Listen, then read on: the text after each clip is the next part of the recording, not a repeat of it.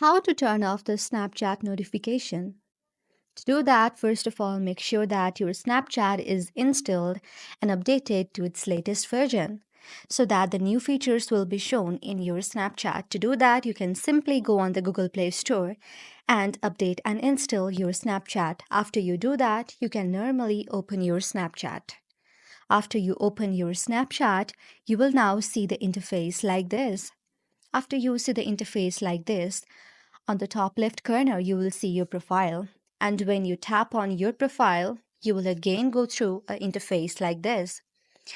From here, in the top right corner, you will see a gear button. And when you tap on the gear button, you will see many options. Among these, you can just scroll down and tap on the option of notification. It is here. And when you tap on the option of notification, you will see the options of stories from friends. And when you tap on it and again go back, you will now not see the story notifications from any of your friend.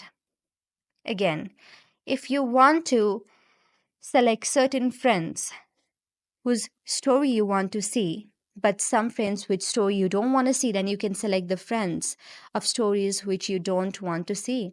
And this way, you can turn on and off to your stories from the Snapchat.